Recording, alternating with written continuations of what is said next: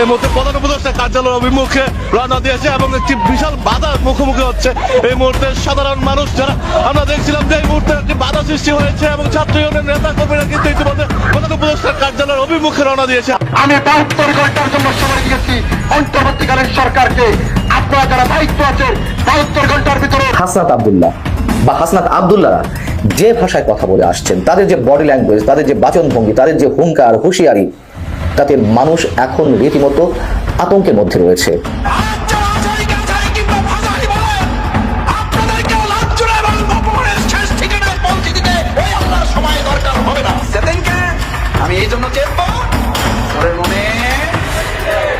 আসিফ ও নাহিদ পদত্যাগ না করলে তাদেরকে পিটিয়ে মারা হবে জানিয়ে উত্তাল সামাজিক যোগাযোগ মাধ্যম।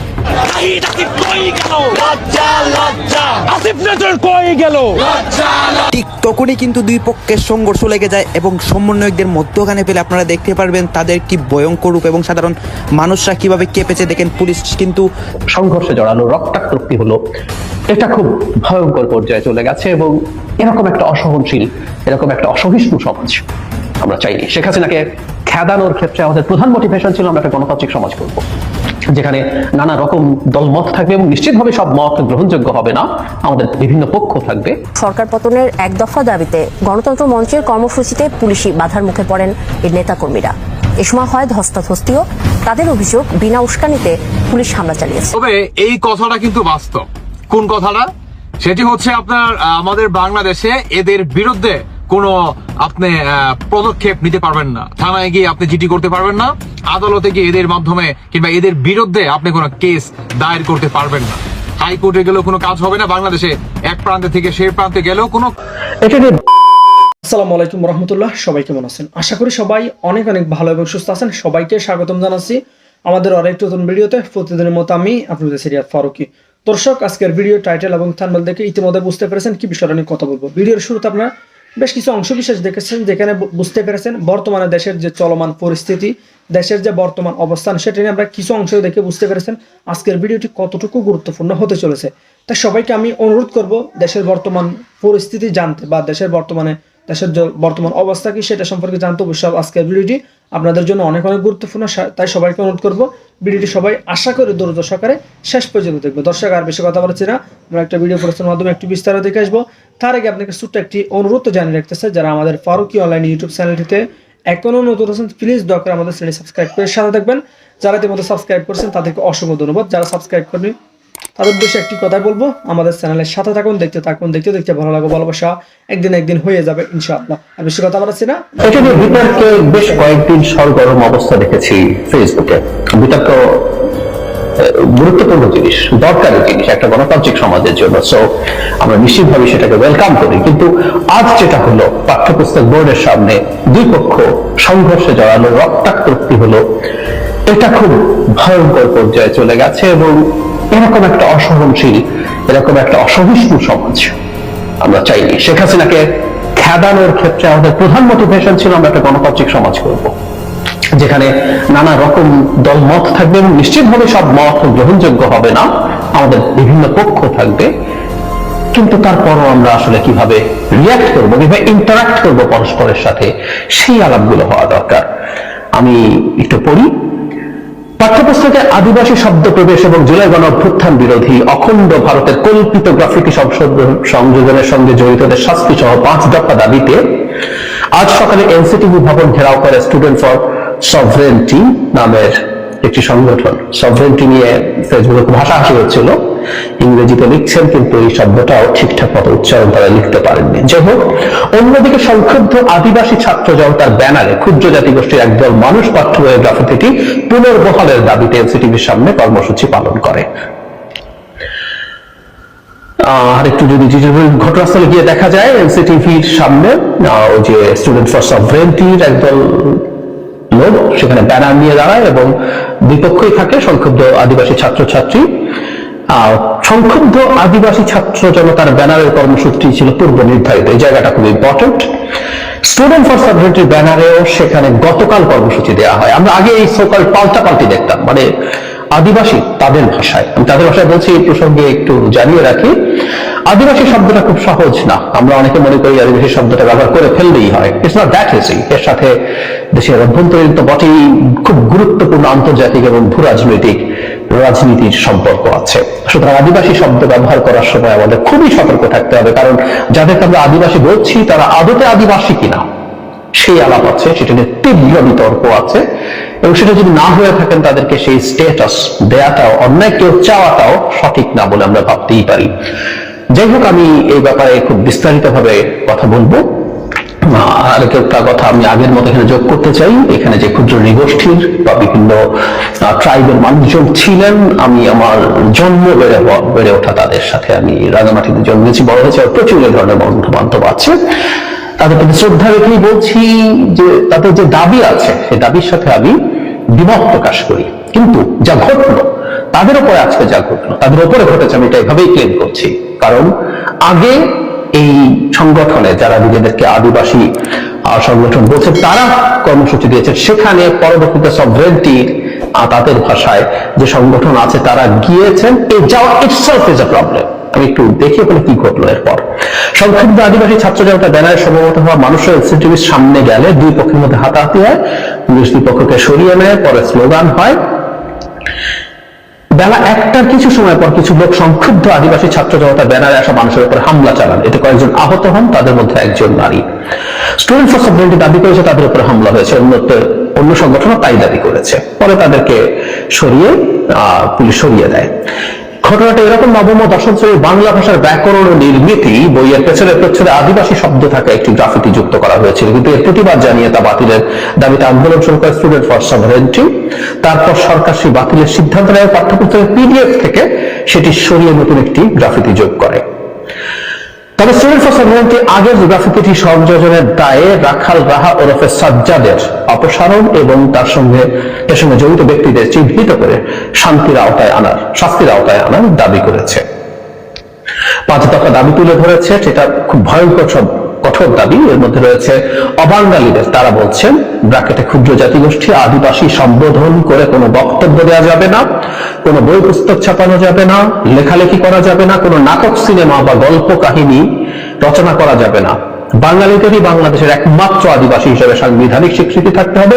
ক্ষুদ্র জাতিগোষ্ঠীদের আদিবাসী বলা ও প্রচারণাকে রাষ্ট্রদ্রোহী অপরাধ হিসেবে ঘোষণা দিয়ে প্রজ্ঞাপন জারি করতে হবে। এখানকার যিনি আহ্বায়ক তিনি বলছেন আদিবাসী শব্দটি কোনো জাতিগত পরিচয় নয়, কাজে আদিবাসী শব্দের বিরোধিতা করলে বর্ণবাদ হয় না। এদিকে সংযুক্ত আদিবাসী ছাত্র জনতার দাবি হলো আগের গ্রাফিতি পাঠ্য বই পুনর্বহাল করা। এখানে থাকার মধ্যে অলিভ মুরি দুপুর 12টার দিকে প্রথম আলোকে বলেন যুক্ত করেছিল, তার বিরুদ্ধে মত তৈরি করা হয়, পরে আদিবাসী বাদ দেওয়া হয়েছে, এটা পুনর্বহাল করতে হবে, এবং পরস্পরকে অভিযোগ করেছেন যে হামলা করা হয়েছে। এটা এখন আমরা যদি দুটো কথা বলছিলাম, শুরুতে বলেছে যে এই ডিবেটটা সমাজে হওয়া দরকার আছে, ওপেন ডিবেট। আমাদের সংবিধানে আদিবাসী শব্দটা এখনকার সংবিধানে নেই, যেখানে ক্ষুদ্র নৃগোষ্ঠী শব্দটা আছে। ক্ষুদ্র সংখ্যার ক্ষেত্রে কেউ বলে যে ক্ষুদ্র বলে কিছু নেই, এগুলো খুব বাজে কথা, সংখ্যালঘু বলে কিছু নেই। সংখ্যার ক্ষেত্রে লঘু, সংখ্যায় কম আছে এটা বলার মধ্যে কোনো প্রবলেম আছে বলে অ্যাটলিস্ট আমি বিশ্বাস করি না। তো যাই হোক, সেই ঘটনাটা নিয়ে ডিবেট হোক সমাজে। যারা মনে করেন যে এখানে এটা আদিবাসী তারা সেই যুক্তিতর্ক তুলে ধরুন, যারা মনে করেন না তারা আদিবাসী নন, যারা এটা মনে করেন তারা তাদের যুক্তি তর্ক দিন। আমরা একটা তর্কের সমাজ চাই, আমরা একটা ডিবেটের সমাজ চাই। কিন্তু আজ যা হলো, আমি যে রিপোর্টটা পড়লাম সেখানে এটা খুব স্পষ্ট যে উস্কানিটা বাঙালিদের যে সংগঠন সেটার পক্ষ থেকে এসছে। এখানে ক্ষুদ্র নৃগোষ্ঠীদের যে সংগঠন তাদের নামে তারা আদিবাসী ব্যবহার করছে, আমি শব্দটা ব্যবহার করছি না, সেটা যখন তারা তাদের কর্মসূচি দিয়েছেন তাদের গ্রাফিতিটি পুনর্বহালের দাবিতে, সেখানে একদিন আগে, তার মানে আপনি পাল্টাপাল্টি শব্দটা বলে পাল্টাপাল্টি সমাবেশের, পাল্টাপাল্টি অবস্থানের সিদ্ধান্ত নেওয়া ইটসেলফ একটা সংঘাত তৈরির চেষ্টা। সুতরাং এটা খুব স্পষ্ট কে কার উপরে হামলা করেছে। ক্ষুদ্র গোষ্ঠী যারা ছিলেন তাদের উপরে এই বাঙালিদের সংগঠনটি গিয়ে হামলা করেছে, এটা বলতে আমাদের কোনো রকম কোনো দ্বিধা নেই। বাঙালি সংগঠনের যে দাবি আছে যেটা আদিবাসী নয়, তা আমি তারা যা আর দাবি করেছেন শাস্তিযোগ্য রাষ্ট্রদ্রোহ হবে, ওটা করা যাবে না, ওখানে লেখা যাবে না, ওটা বলা যাবে না, সেটা বলা যাবে না, এত মিলিটেন্ট ভাবে আমি এই কথাগুলো বলছি না। কিন্তু তারা যা মনে করে তার সাথে আমার অ্যালাইনমেন্ট আছে। কিন্তু এটাও আমি বিশ্বাস করি এই গ্রাফিতিটি পুনর্বহালের দাবিতে যারা আন্দোলন করতে চেয়েছেন তাদেরকে শান্তিপূর্ণভাবে এই আন্দোলন করতে দেয়া ভীষণ রকম জরুরি ছিল, কিন্তু সেটা করতে দেওয়া হয় নাই এবং একটা পর্যায়ে তাদের উপরে হামলা করা হয়েছে, তাদের উপরে হামলা করা হয়েছে। আমরা একটা বহুত্ববাদী বাংলাদেশ চাই, যেখানে বিভিন্ন রকম মানুষ থাকবেন। আমাদের মাইনরিটি, আমরা যত যাই বলি না কেন, সংখ্যালঘু আছে, ধর্মীয়, জাতিগত, ভাষাগত বিভিন্ন রকম সংখ্যালঘু আছে, এবং এতে করে সন্দেহ নেই তারা নানা রকম অত্যাচার, নিপীড়ন, বঞ্চনার শিকার। আবারও বলছি, জাতিসত্তার দিক থেকে এই ক্ষুদ্র জাতি গোষ্ঠীগুলোর সাথে আমি জন্মেছি, বেড়ে উঠেছি, আমি তাদেরকে অনেকে চিনি, জানি, আমার বন্ধু বান্ধবদের মধ্যে আছে, স্কুলে পড়েছি।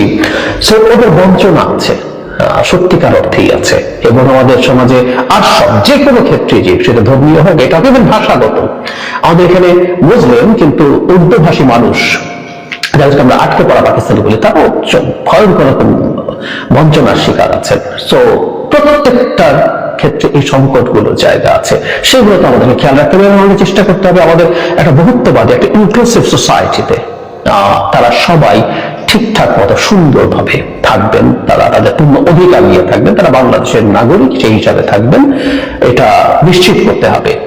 তাদের আদিবাসী বললে তাদের আরো বেশ কিছু রাইটের প্রশ্ন আসে, তারা সেই রাইটগুলো নিয়ে আলোচনা করুন, তারা তাদের মতো করে জনসংযোগ করুন, তারা এই আলাপগুলো সামনে আনুন, তারা ইভেন ন্যায্যভাবে তারা তাদের এই ক্ষেত্রে তাদের অধিকার বঞ্চিত হয়েছে কোথাও যদি মনে করা হয়, সেটার জন্য তারা প্রতিবাদ করুন, সবকিছু করুন, এইগুলো চলতে থাকুক। কিন্তু সেখানে বাধা দেওয়া, সেখানে আমি তার এক্সপেকটেশনের সাথে, তার চাওয়ার সাথে দ্বিমত করলে হামলে পড়া, এটা দেশের জন্য একটা খুব ভয়ঙ্কর আসনি শব্দের। আমি দেশের ভেতরে থেকেই আমি এটা নিয়ে ভয় পাই যে এই বাংলাদেশ আমরা চাই না। কিন্তু এই মুহূর্তে একটা বড় বাস্তবতা আছে, সেটা হলো আমরা খেয়াল করেছি হয়তো সাম্প্রতিক সময়ে আমাদের দেশে সংখ্যালঘুরা নির্যাতিত হচ্ছে। ভারত, আমাদের মনে থাকার কথা নিশ্চয় যে হিন্দু সম্প্রদায়কে নিয়ে এই কথা অনেক বলছে, কিন্তু সাম্প্রতিক কালে দেখবো আমরা যে তারা এর সাথে ক্ষুদ্র মানে সংখ্যালঘু ইন জেনারেল, বিশেষ করে হিন্দু এভাবে লিখছে। ট্রাম্প তার যে টুইট, আলোচিত টুইট করেছিল, সেখানেও মাইনরিটিস শব্দটা আগে ব্যবহার করেছে, হিন্দুকে আলাদা করে বলছে। সো এখানে আমরা একটা মাইনরিটির উপরে, এথনিক মাইনরিটি, তাদের উপরে আমরা হামলার ঘটনা দেখলাম, তাদের দাবি দেওয়ারকে দাঁত ভাঙা জবাব দেওয়ার চেষ্টা দেখলাম, এবং একটা মব সেটা করলো, পরিকল্পিত ভাবে করলো। এটা সবচেয়ে ভয়ঙ্কর ব্যাপার। আমি মনে করি সরকারের কোনোভাবেই উচিত ছিল না ওই সংগঠনটা, সোকল্ড তাদের বাঙালিদের যে সংগঠনটা, তাদের নামটা আবার একটু বলি, সেটা হচ্ছে স্টুডেন্ট ফর সভরেন্টি। এই সংগঠনটা যখন তাদের কর্মসূচি দিয়েছে, পরবর্তীতে তাদের ওখানে থাকতেই, ওদেরকে ওখানে থাকতে দেওয়া উচিত হয়নি, সোজা সাপটা কথা, কিন্তু সেটা দিয়েছে। এবং এগেইন সরকারের একটা ব্যর্থতার আরেকটা পালক যুক্ত হলো তার ব্যর্থতার মুকুটে। এবং এসব করে করে যে বলছিলাম যে বাংলাদেশের সংখ্যালঘুরা নিরাপদ নয়, সংখ্যালঘুরা হামলার শিকার হচ্ছে। কখন ফ্যাসিবাদ কি গায়ে লেখা থাকে অথবা স্বৈরাচার, সেগুলো কি গায়ে লেখা থাকে, নাকি মানুষের আচার আচরণ, বক্তব্য, নানান ধরনের কর্মকাণ্ডের মধ্য দিয়ে ফ্যাসিবাদী তার পরিচয় ফুটে ওঠে? ছাত্র সমন্বয়কদের অন্যতম বৈষ্ণব বিরোধী ছাত্র আন্দোলনের আহ্বায়ক হাসনাত আব্দুল্লাহ বা হাসনাত আব্দুল্লাহরা যে ভাষায় কথা বলে আসছেন, তাদের যে বডি ল্যাঙ্গুয়েজ, তাদের যে বাচন ভঙ্গি, তাদের যে হুঙ্কার, হুঁশিয়ারি, তাতে মানুষ এখন রীতিমতো আতঙ্কের মধ্যে রয়েছে। তাদের আগেকার সে জনসমর্থন নিঃসন্দেহে এখন নেই, একেবারে তলানিতে এসে পৌঁছেছে, এটা তো সত্য কথা। কিন্তু তাদের হুঙ্কার, হুঁশিয়ারি এতটুকু কমছে না। তাদের যে লিফলেট বিতরণ কর্মসূচি ছিল সপ্তাহব্যাপী, ঘোষণাপত্রের উপস্থাপনের দাবিতে সাধারণ মানুষ কি বলে, সেই ধরনের একটা কর্মসূচি চালাচ্ছে। তার অংশ হিসেবে সোমবার নারায়ণগঞ্জে পথসভায় তিনি যে বক্তব্য দিলেন, সেই বক্তব্যকে আমরা কোন মানদণ্ডে ফেলব? ফ্যাসিবাদী আচরণের ক্ষেত্রে নাকি সন্ত্রাসী মাস্তানি আচরণের ক্ষেত্রে? তিনি বললেন যে আওয়ামী লীগের নেতা কর্মীদের মানবাধিকারের জন্য লড়াই করলে সেটি হবে ফ্যাসিবাদের পৃষ্ঠপোষকতা, আর ফ্যাসিবাদের পক্ষে যেসব কলম দিয়ে লেখা হবে সেগুলো ভেঙে দেওয়া হবে।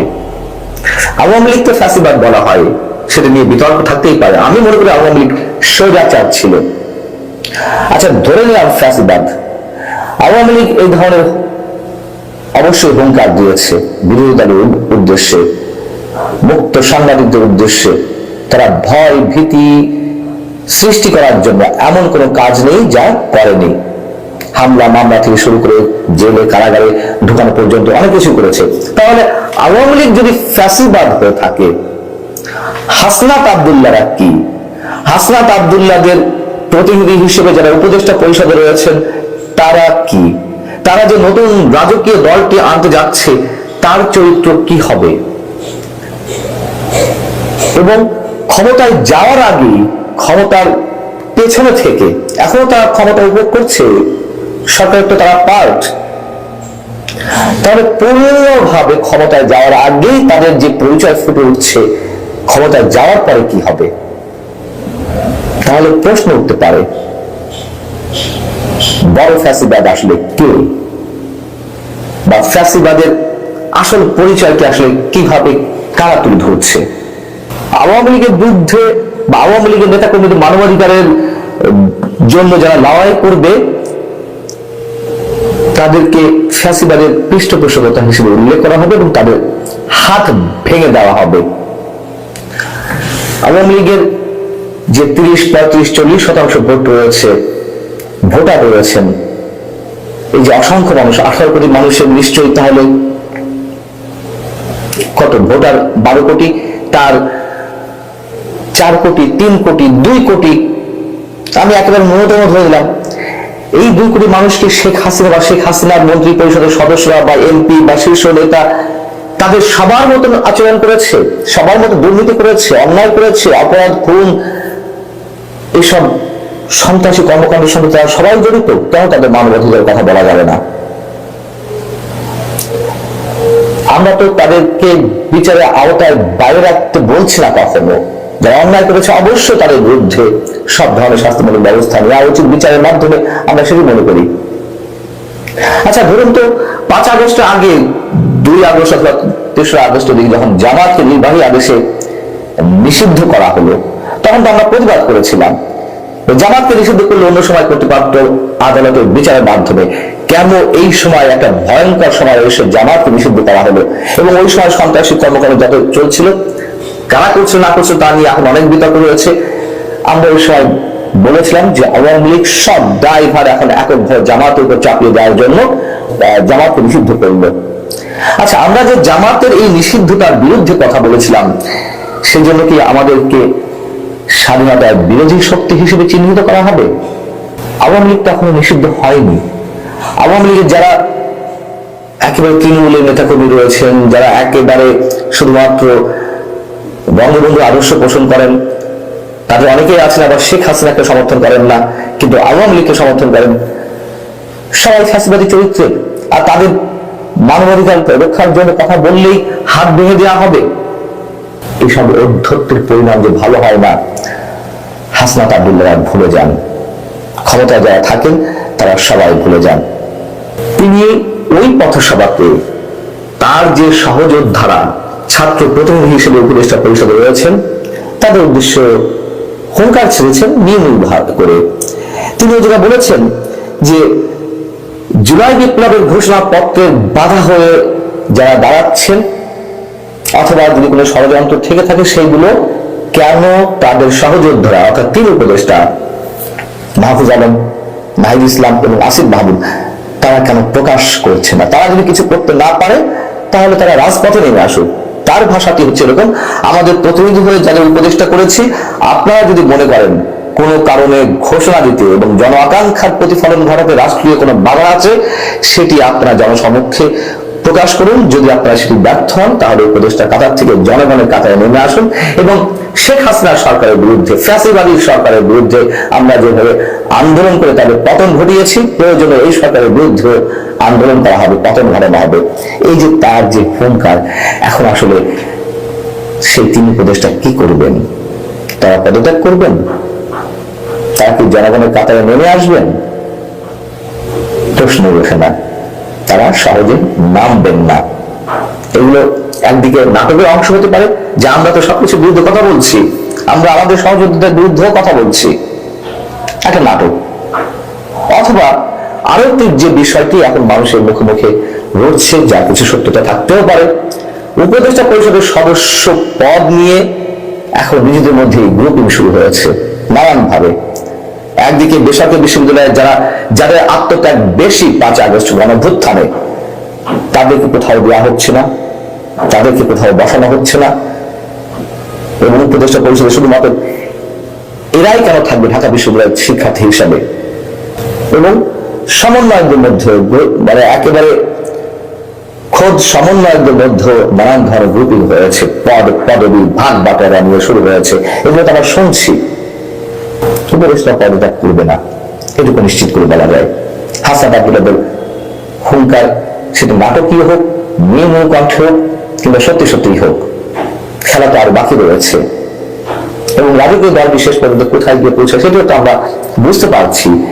দলের নাম প্রকাশের আগে, দলের আত্মপ্রকাশের আগে যেভাবে কামড়াকামড়ি শুরু হয়েছে পদবি নিয়ে, তখন তারা প্রত্যেকেই নিজেদেরকে ক্ষমতাশালী করে তুলতে চায়।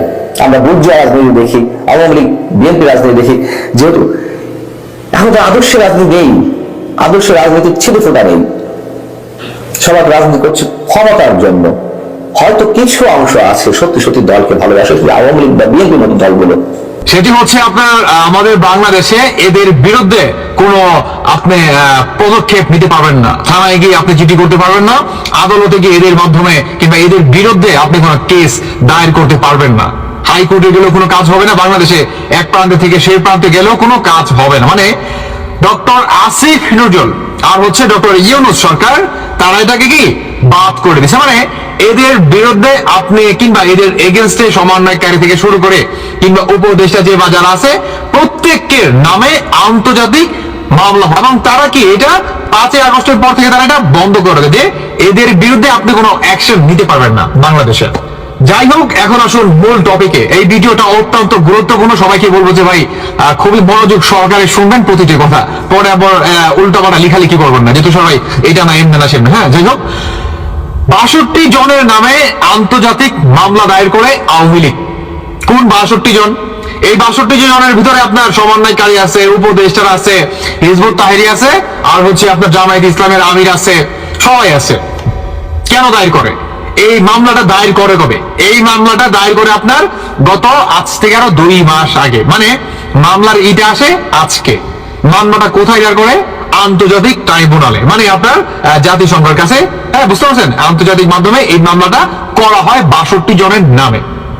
এখানে মামলাটা কি বলা হয়? এই সংখ্যালঘুদের উপরে অত্যাচার, আর হচ্ছে আপনার আওয়ামী লীগের নেতা কর্মীদের বাড়ি লুটপাট, তাদেরকে গণহত্যা, পুলিশ গণহত্যা, আর হচ্ছে আপনার এই অন্তর্বর্তীকালে সরকারের বিরুদ্ধে বাংলাদেশের কোন পিপলস আপনার চাইলেও এদের মাধ্যমে থানায় গিয়ে কোনো জিটি করতে পারবে না, কোনো কমপ্লেন করতে পারবে না।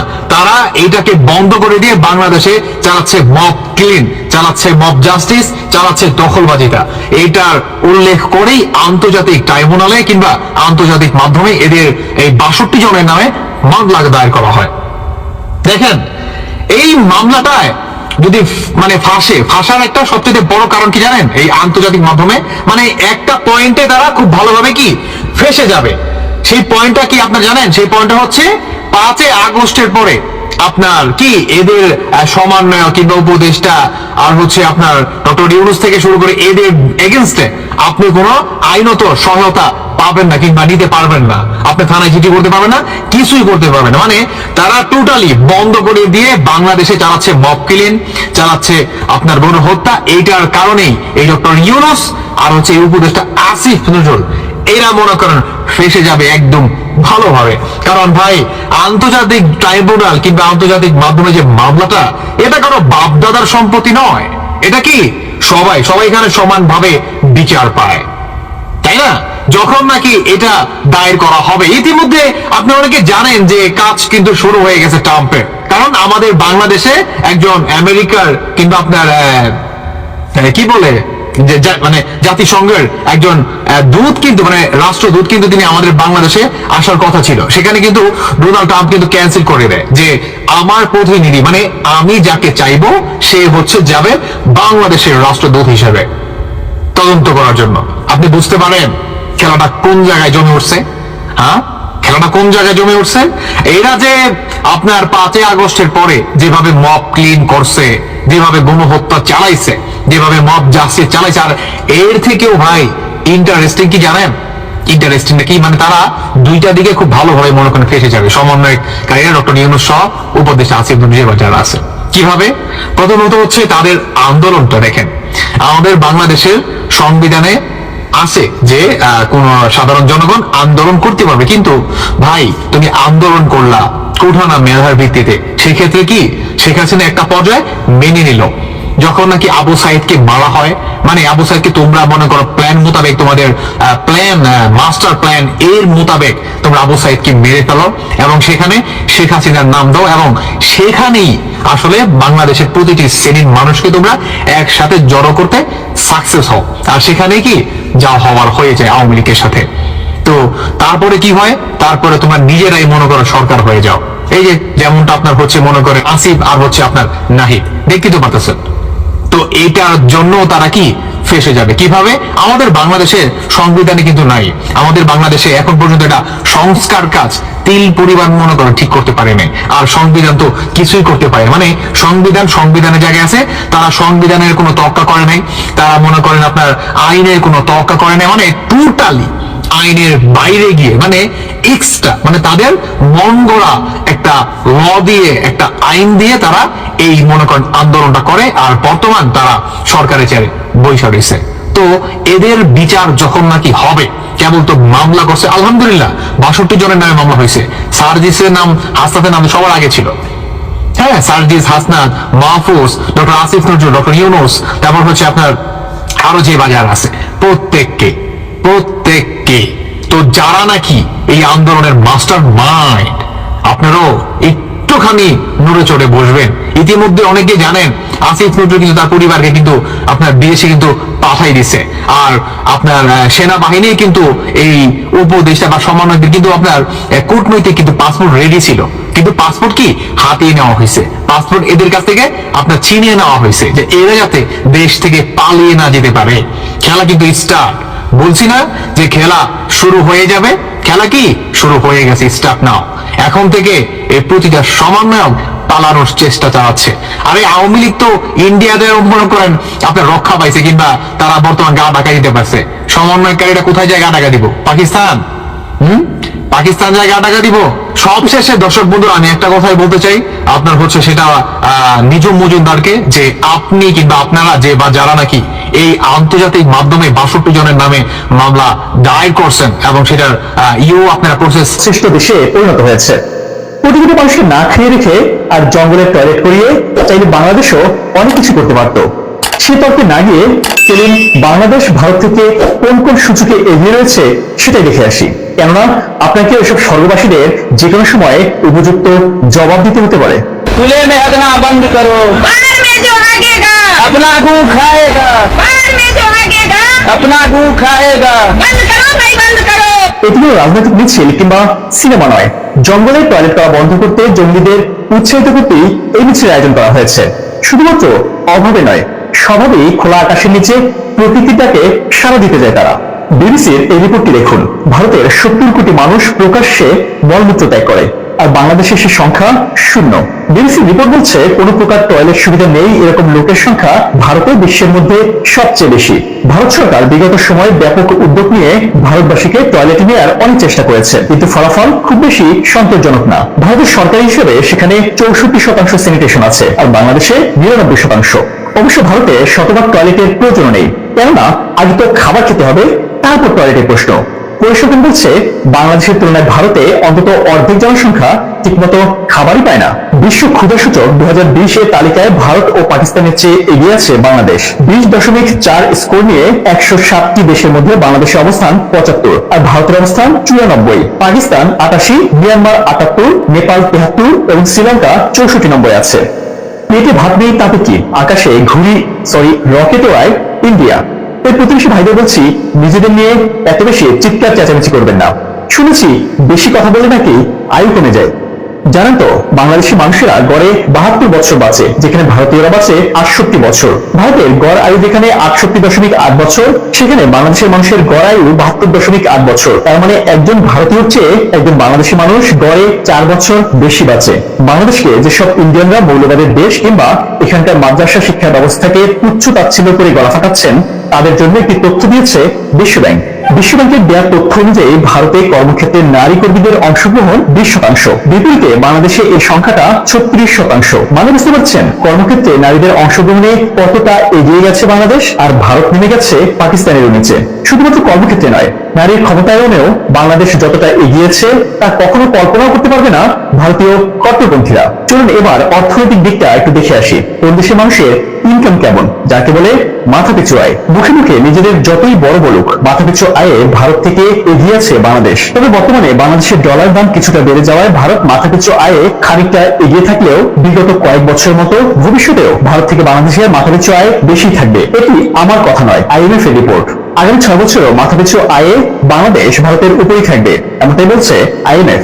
সংস্থাটির মতে 2020-21 অর্থ বছরে বাংলাদেশি নাগরিকের মাথাপিছু আয় ছিল গড়ে $1962, বিপরীতে ভারতীয় নাগরিকের মাথাপিছু আয় ছিল $1935, মানে $27 কম। IMF এর পূর্বাভাসে জানানো হয় 2027-28 অর্থ বছরে ভারতের চেয়ে বাংলাদেশের মাথাপিছু আয় অন্তত $200 বেশি থাকবে। আর এই পূর্বাভাস অনেক আগে দিয়েছিলেন বিশ্বব্যাংকের সাবেক প্রধান অর্থনীতিবিদ কৌশিক বসু। এক টুইট বার্তায় তিনি লিখেছিলেন, বিশ্বব্যাংকের প্রাক্কলন অনুযায়ী বাংলাদেশ পার ক্যাপিটা ইনকামে ভারত থেকে অনেক এগিয়ে যাবে। গত 15 বছরে ভারতের জনসংখ্যা বেড়েছে 21%, আর বাংলাদেশে বেড়েছে 18%। এই একটি সূচকে বাংলাদেশ থেকে ভারত এগিয়ে রয়েছে। আর তুই ভারতবাসীকে বলবো, এই কাজে মনোযোগ দিন, কেননা এখানে আপনারা অনেক উন্নতি করেছেন। ইউনেস্কো বলছে ভারতের গড় সাক্ষরতার হার 2015 সালের হিসেবে 69.9% বা 70%, কিন্তু ইউনেস্কোর হিসেবে বাংলাদেশে 72.8%। তার মানে ইউনেস্কোর হিসেবে সাক্ষরতার হারেও বাংলাদেশ এগিয়ে রয়েছে। ভারতে ইন্টারনেট অনেক সস্তা হলেও সেখানে মাত্র 41% মানুষ ইন্টারনেট ইউজ করে, যেখানে বাংলাদেশে 57%। ভারত কিংবা পাকিস্তানের তুলনায় 24 বছর পরে বাংলাদেশ স্বাধীনতা পেয়েছে। এছাড়া এই দুটি দেশের মতো বিপুল প্রাকৃতিক সম্পদ কিংবা বিশাল ভূখণ্ডের কোনোটি পায়নি বাংলাদেশ। প্রতিবেশী দেশের তুলনায় 3 গুণ বেশি জনসংখ্যার ঘনত্ব, কম মাথাপিছু সম্পদের পরিমাণ এবং প্রাকৃতিক দুর্যোগের পরেও এত উন্নতি করেছে বাংলাদেশ। আর মাত্র 2 দশক অপেক্ষা করুন, সীমান্তে তার কাটা নয়, দেয়াল তুলে ভারত মিয়ানমারকে আটকাতে হবে বাংলাদেশের অনুপ্রবেশ ঠেকাতে। বিএনপির মাথার উপরে এখন হাগু করতেছে, হাগু করতেছে। মানে বিষয়টা হচ্ছে যে এত ওপেনলি এরা করতেছে, বিএনপি এত নেকেডলি করতেছে যে বিষয়টা এখন হাস্যস্ক হয়ে গেছে। ইন্ডিয়া গলা চেপে ধরেছে টুটি বিএনপির, যেমনকে ধরছিল হাসিনার এক সময়। মানে হাসিনার স্বামী স্ত্রীর সম্পর্ক এখন ভাসুর আর স্বামীর সম্পর্ক। এখন বেডরুমে দুইজন যে বিএনপি এবং ইন্ডিয়া, মানে এখন যে অজিত দোভাল, জয়শঙ্কর, জয়কৃষ্ণ, জয়রাম, ইস্কন, চুপ্পু, এই যে চুপ্পু টুপ্পু টুপ্পু হয়, চুপ্পু চুপ্পু, এই যে আপনার ফখরুলের কথাবার্তা এত ওপেনলি লিখলি, ছেলে মানুষ এগুলা, সে বাচ্চা মানুষই, বাচ্চাদের মতো ফখরুল কথা বলে। কি বলে ফখরুল? ফখরুল কি বলে? ফখরুল বলে লেমন জুস চাই, মিষ্টি চাই, মন্ডা চাই, রসমালাই চাই, চুপ্পু চাই, হাসিনা চাই, ইন্ডিয়া চাই, ইস্কন চাই, ছাত্রলীগ চাই, মুজিবের মূর্তি চাই। আরে হাওমা করে কাঁদতেছে মির্জা সাহেব, মুজিবের মূর্তি ভাঙছে, বাচ্চাদের মতো কাঁদতেছে। বলে কেন ভাঙলো, কেন এটা করলো, সে ওইটা করছে, সেটা মানে মুজিবের জন্য ভোগলে জান প্রাণ ভালোবাসা, মানে এমন ভালোবাসা যে তার যে নেত্রীকে যা করছে শেখ হাসিনা, বেগম যে সেখানে যা করছে ভুলে গেছে মুহূর্তের মধ্যে। মানে ক্ষমতা এমন একটা চমচম, মন্ডা মুক্তাগাছার ক্ষমতার মানে কি? ক্ষমতার মানে হচ্ছে মুক্তাগাছার চমচম।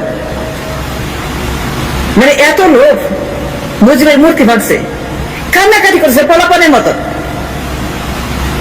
মির্জা বলে হাসিনাকে চাই, আওয়ামী লীগকে চাই, নির্বাচনে চাই, পার্লামেন্টে চাই, অধিকার আছে। নো, চুপ্পুকে নিষেধ করা যাবে না। দেখেন তো অবস্থা, কি বলে উল্টা পাল্টা, এত হাস্যস্কর। নেতা ফখরুল বল চুপ্পুকে চাই। আরে চুপ্পু হচ্ছে আমাদের সারা বাংলাদেশের শত্রু, সে আক্রমণ করছে, সে হচ্ছে আমাদের একজন নাম্বার 1 এনিমি। চুপ্পু হচ্ছে শেখ হাসিনা পেতাত্তা, ইন্ডিয়ার পেতাত্তা, ইন্ডিয়ান এজেন্ট, রয়ের দালাল, বঙ্গভবনে এখন রয়ের ঘাঁটি।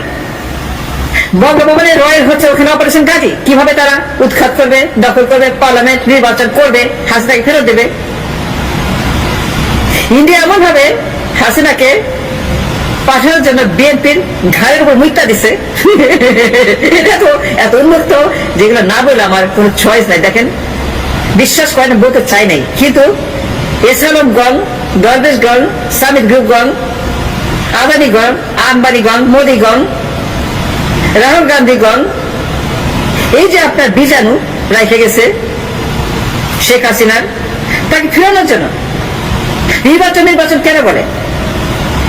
সারাক্ষণ কেন কীর্তন করে নির্বাচনে কীর্তন, নির্বাচনে রামায়ণ, নির্বাচনে মহাভারত, নির্বাচনে গীতা পাঠ করে দিন রাত নির্বাচনের প্রমুখ কেন? এত মানুষ মরতেছে, এত মানুষ না খায়, এত মানুষ বেকার, এত মানুষ দিন রাত কাঁদতেছে, কষ্টে আছে, এত অসুস্থ, চিকিৎসা নাই, যারা বিপ্লব করছে চিকিৎসা নাই, হাত নাই, পা নাই, চোখ নাই, জীবন নাই, কবরে আছে, কোনো চিন্তা নাই, খাইবার লেহানো ক্ষমতা দে, নির্বাচন দে। এর কারণ কি জানেন? ইন্ডিয়া বিএনপি টুটি চেপে ধরছে, টাকা দিয়ে ফ্লাট করে দিচ্ছে, ফ্রম ইস্ট টু ওয়েস্ট, তেল সীমা টু বুড়িগঙ্গা, টাকা দিয়ে ফ্লাট করছে এই এসআরের টাকা। দেখেন অবস্থা। সিদ্দিকীর পদত্যাগ এবং বিএনপির সতর্কতা, কেন বিএনপির সতর্কতা প্রসঙ্গ বলছি সেটা নিয়ে কথা বলবো, তবে তার আগে টিউলিপ সিদ্দিকী বিষয়। টিউলিপ সিদ্দিককে আমরা জানি, শেখ হাসিনা তার খালা, শেখ রেহানা তার মা। এই টিউলিপ সিদ্দিক ব্রিটেনে মেইন স্ট্রিম রাজনীতিতে একটা গুরুত্বপূর্ণ চরিত্র। তিনি পরপর 4 বার নির্বাচিত হয়েছেন, সংসদে গেছেন, এবার তিনি খুবই গুরুত্বপূর্ণ সম্মানজনক সিটি মিনিস্টার হিসেবে নিযুক্ত হয়েছিলেন। এই যে এত ভালো একটি রাজনৈতিক ক্যারিয়ার, সেরকম জায়গা, সেরকম একজন মানুষের ক্ষেত্রে এত বড় বিপর্যয় ঘটল কেন? এত বড় কেলেঙ্কারিতে তিনি জড়িয়ে পড়লেন কেন? খেয়াল করে দেখবেন, টিউলিপ সিদ্দিক নিজে কিন্তু ব্রিটেনে নিজে ওই অর্থে তেমন কোনো দুর্নীতি বা কেলেঙ্কারির সঙ্গে জড়িত হয়েছে সেটা কিন্তু সরাসরি নয়। তাহলে তার বিরুদ্ধে অভিযোগটা কি? তার বিরুদ্ধে অভিযোগ বাংলাদেশে যে তার খালা, বাংলাদেশে যে তার মা প্রধানমন্ত্রী, খালা প্রধানমন্ত্রীর চেয়ে বড় মন্ত্রী ছিলেন পালিয়ে যাওয়ার আগে পর্যন্ত। বাংলাদেশের আর্থিক খাতের দর্শক, এই বিষয়টা মতামত জানাবেন কমেন্ট সেকশনে। আর আমাদের চ্যানেলটিতে এখন নতুন থাকলে অবশ্যই চ্যানেলটি সাবস্ক্রাইব করে সাথে থাকবেন। আর কে কোথা থেকে আজকের ভিডিওটি দেখেছেন অবশ্যই দ্রুত কমেন্টে জানিয়ে ফেলেন। ধন্যবাদ সবাইকে। আল্লাহ। শেখ হাসিনা ও জয়ের ডলার পাচারের অভিযোগ অনেকটাই সত্য বলছেন দুদক চেয়ারম্যান। সাবেক প্রধানমন্ত্রী শেখ হাসিনা ও তার ছেলে সজীব ওয়াজেদ জয়ের বিরুদ্ধে যুক্তরাষ্ট্রের $300 মিলিয়ন পাচারের অভিযোগ অনেকটাই সত্য। একথা জানিয়েছে দুর্নীতি দমন কমিশনের দুদক চেয়ারম্যান ডক্টর মোহাম্মদ আব্দুল মোমেন। বলেছেন, তাদের বিরুদ্ধে তদন্ত করে ব্যবস্থা নেওয়া হবে। রোববার 22 সেপ্টেম্বর বিকেলে প্রথম গণমাধ্যম কর্মীদের সঙ্গে মতবিনিময় সভায় দুদক চেয়ারম্যান এসব কথা বলেন। সাংবাদিকদের সাথে মতবিনিময়ে দুদক চেয়ারম্যান বলেন, এ সময় দুদকের বিরুদ্ধে নানান অভিযোগ যৌক্তিক জানিয়ে প্রভাব মুক্তভাবে স্বচ্ছ তদন্ত করার প্রতিশ্রুতি দেন দুদক চেয়ারম্যান। টানা 15 বছর ক্ষমতাকে কুক্ষিগত করে দেশকে দুর্নীতির এক স্বর্গরাজ্য গড়ে তুলেছিলেন আওয়ামী লীগ সরকার। দলের প্রভাব কাটিয়ে বিভিন্ন প্রকল্প ভাগিয়ে নিয়ে দুর্নীতি আর টাকা পাচারের প্রতিযোগিতা নেমেছিল আওয়ামী লীগের তৃণমূল নেতাকর্মী থেকে শুরু করে হাইকমান্ড পর্যন্ত। গণঅভ্যুত্থানে সাবেক শেখ হাসিনার পতনের পর তাদের দুর্নীতি ফিরিস্তি বের হচ্ছে প্রতিদিনই। তাদের দুর্নীতির এই মহাযজ্ঞে সাবেক প্রধানমন্ত্রী শেখ হাসিনা ও তার ছেলে সজীব ওয়াজেদ জয়ও পিছিয়ে নেই। দেশ থেকে $300 মিলিয়ন যুক্তরাষ্ট্রে পাচার অভিযোগ রয়েছে তাদের বিরুদ্ধে। বিষয়টি আমলে নিয়ে তদন্ত শুরু করেছে দুদক। সবাই সাংবাদিকদের এই সংস্থার নানান অনিয়ম সংস্থাকে কুক্ষিগত করা ও কর্মকর্তাদের দুর্নীতির বিষয়টি সামনে এনে নতুন কমিশনের অবস্থান জানতে চাইলে কমিশনাররা বলেন, কারো ভয়ভীতি দুদকের তদন্ত প্রভাবিত করতে পারবে না বলে জানান কমিশনার ব্রিগেডিয়ার জেনারেল অব হাফিজ আহমেদ ফরিদু, কমিশনার মিয়া মোহাম্মদ আলী আকবর। দর্শক, বিস্তারিত ভিডিওটি ভালো লাগলে অবশ্যই শেয়ার করে দিবেন। ধন্যবাদ সবাইকে।